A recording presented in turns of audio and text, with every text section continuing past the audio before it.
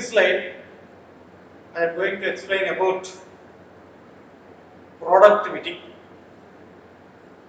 What do you mean by productivity? First definition. As per the definition, productivity is the efficiency of a production system. What do you mean by efficiency? Efficiency tells the relationship between output and input. In mathematically, we can write efficiency is defined as the ratio of output to the input. In other words, we can also tell like this. Productivity is the quantitative relation between what we produce and what we use as a resource to produce. What is the meaning of this statement? Earlier, we discussed about types of production. Production means simply producing some output, irrespective of the inputs. But in case of productivity, we are comparing produced output with the input resources. How effectively you are producing products is nothing but the productivity. Therefore, productivity is also known as efficiency of a production system. So, productivity term is the very important for every organization. This value should be more than 1.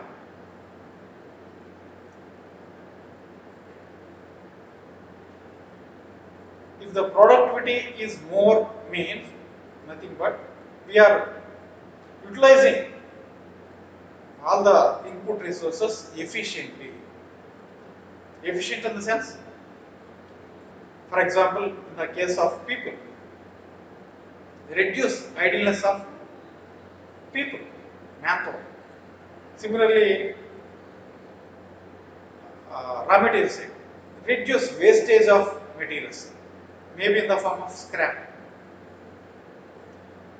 Coming to the machines side, reduce idleness of machines. These are some of the examples. Finally, I can define productivity in another way also. Productivity is the human effort to produce more and more output with less inputs of resources, as a result of which the benefits of production are distributed equally among maximum number of people.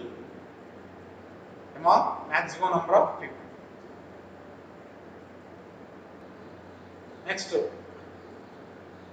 what is the difference between production and productivity?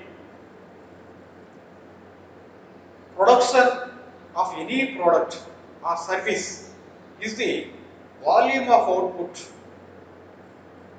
irrespective of the quantity or quality of resources employed. Whereas productivity refers to the use of minimum resources to produce the same or even higher quantity of products. This is the basic difference between production and productivity. Production refers to the absolute output, whereas productivity is a relative term wherein the output is expressed in terms of inputs. Increase in production may or may not be an indicator of increase in productivity. If production is increased for the same input, then there is an increase in productivity. Therefore, productivity indicates the efficiency of the production system, but production simply the output, forgetting about inputs. The higher productivity implies or minimizes or elimination of wastage of resources, and finally it leads to less cost of production. Therefore, important productivity is the important concept in organization side. In this slide, I am going to explain about measurement of productivity. How we can measure productivity? There are three types of productivity measures, and they are: first one is there are three types of productivity measures. First one is the partial productivity. Second one is the total factor productivity. Third one is the total productivity. First, I will emphasize on partial productivity. How we can define partial productivity? Depending upon the individual input of one class, the partial productivity is given by is the ratio of total output to the individual input. Individual input. Why I am calling it individual? Because resources may be so many. Usually resources are represented by 5x: men, missions, materials, money, methods. So denominator is only changing. For example, how we can define labor productivity? Labor productivity. We know the partial productivity. Partial productivity is defined as the ratio of total output to the individual input. Labor productivity means it is the ratio of total output to the labor input. In denominator, we are substituting labor. Labor input. Only denominator is changing. Numerator is same. Total output is same. How can you define material productivity? Very easy. Yourself you can define. It is simply the ratio of total output to the material input. How we can define capital productivity? It is defined as the ratio of total output to the capital input. Similarly, energy productivity. How we can define energy productivity? It is the ratio of same total output to the energy input. So remembering definition is partial productivity is defined as the ratio of total output to the individual input. Depending upon the type of input employed, we are measuring partial productivity. Next, coming to the second productivity measurement, known as total factor productivity. This productivity is based on all the inputs. This measurement can be applied to any manufacturing industry or any service organization. For both, it is common measurement.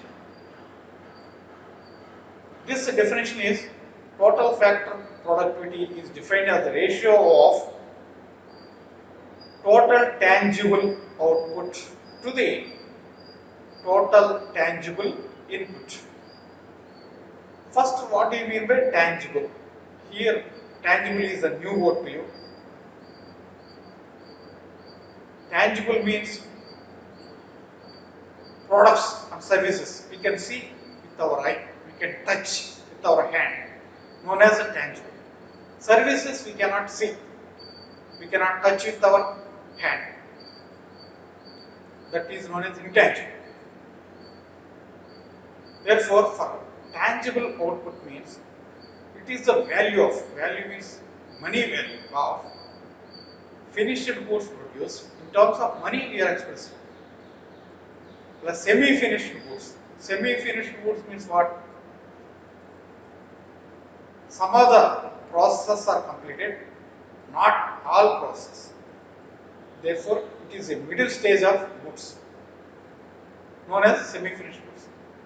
Plus dividends from the securities and also as well as interest.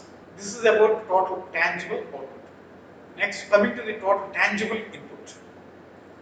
Already told, inputs are input resource may be men, materials, machines, money, methods, etc. All are expressed in terms of money value.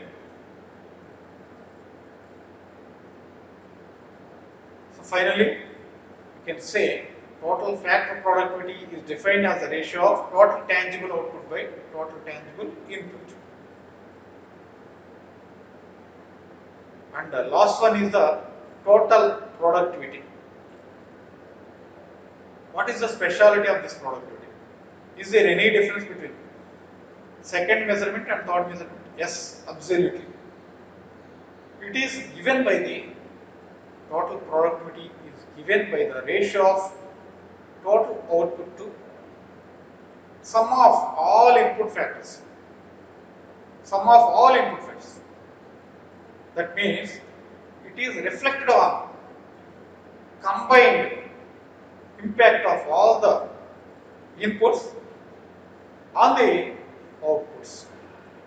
It reflects the combined impact of all the inputs on the outputs. This is about total productivity. Next, coming to the factors affecting productivity. What are the factors influencing productivity? So there are seven factors that affect productivity. First one is input related factors, organizational factors, and the rest 5 are output related factors. So let's start with the input related factors. It includes efforts and working capacity of an individual and stock situations, whereas organizational factors include the design and transformation process required to produce item, training and other skills of the worker, control, and different incentives given to the workers. So these are coming under organizational factors. Third is technological factors. Research and development techniques, improvement in technology can lead to improvement in the output, which ultimately affects productivity. Next is managerial factors. Production manager should perform his duties properly for getting higher outputs. It includes workforce scheduling, financial management, layout, work environment, personnel policies, material management, etc.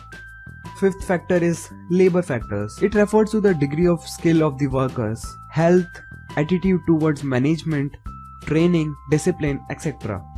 Sixth is external factors. It includes power supply, transport facility, taxes, law and order, etc. The seventh and the last factor that affects productivity is quality improvement. Quality of the product should be according to customer satisfaction. Quality should be checked at regular intervals using control charts and inspections. So these were all the factors that affect the productivity in the organization. Next is how to improve productivity. So there are 8 ways that can be used to improve the productivity. So let's start with new technology. New technology should be implemented, for example, PERT, CPM techniques for project scheduling. Next is time and motion study. We should do time and motion study to improve work performances. Third is material handling. Better transportation and material handling system should be installed.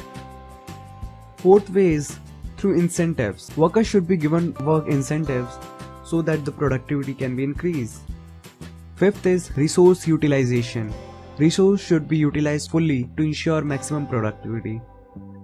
Design. Value engineering techniques can be implemented for better product design at reduced cost. Seventh is inventory control. Various inventory control techniques such as ABC analysis, EOQ model can be used to cut down the inventory cost and preventing spoilage. The eighth and the last way to increase or improve the productivity in the organization is decision making. Workers should be involved in decision making and working of the organization. So that's all about the productivity. Finally, what are the advantages of productivity? There are five advantages. First one is there is an increase in production. Increase in production. Therefore, that organization gets higher profits. Higher profits.